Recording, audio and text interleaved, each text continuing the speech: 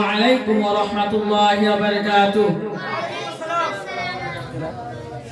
الحمد لله الذي كفى والصلاة والسلام على رسوله المصطفى وعلى آله وأصحابه ذي المجد والصفا.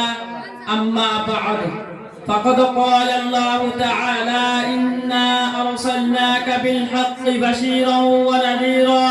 وقال الله تعالى: لقد كان لكم في رسول الله أسوة حسنة. میں آج جامعۃ الاسلامیہ تحفیظ القرآن ماجگاؤں مدرسہ کے درجہ مکتب دام کے ایک طالب علم ہوں۔ رسالت کے موضوع پر کچھ لب کشائی کرنا چاہتا ہوں۔ دعا کیجئے اللہ رب العزت مجھے صحیح کہنے کا توفیق عطا فرمائے، آمین۔ صدر محترم اور حاضرین جلسہ، یہ میری بڑی خوش قسمتی ہے کہ آپ لوگوں نے مجھے کچھ کہنے کا حکم فرمایا ہے۔ ایک حقیر انسان کی آپ لوگوں نے جو عزت افزائی فرمائی ہے، اس کا میں تہ دل سے شکر گزار ہوں۔ میں نے آپ کے سامنے 2 آیتیں پڑھی ہیں۔ پہلی آیت میں اللہ جل جلالہ وعما نوالہ ارشاد فرماتے ہیں کہ آئے رسول، ہم نے آپ کو بلا شبہ خوشخبری دینے والا اور ڈرانے والا بنا کر بھیجا ہے۔ دوسری آیت میں اللہ تعالی انسانوں کو مخاطب کرتے ہوئے فرماتے ہیں کہ تمہارے لیے اللہ کے پیغمبر میں بہترین رہنمائی ہے۔ وہ دور یاد کیجئے جب سارا عالم شرک اور کفر میں مبتلا تھا، خدا کی عبادت گاہیں بتوں کا اڈا بنی ہوئی تھی، خدا واحد کے بندے سدھا معبودوں کے پیروں پر سر جھکا رہے تھے۔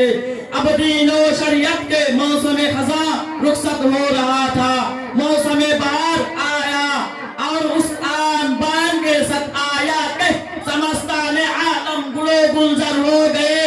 شریعت حقاؤں کی خوشبو 4 ٹانگے عالم میں پھیلنے لگی، یعنی پیغمبر آخر الزمان ہادی برحق فخر رسول سرکار دو عالم جناب محمد رسول اللہ صلی اللہ علیہ وسلم ایک کامل اور مکمل شریعت لے کر اس دنیا میں تشریف لائے۔ اب دنیا والوں کے پاس ایک عظیم شخصیت آ گئی تھی جو حق و صداقت کے عالم برداروں کو فوز آخرت کی بشارت دی رہی تھی، اور ظلم و ستم شرک و کفر کے عالم برداروں کو فوز آخرت کی بشارت دی رہی تھی۔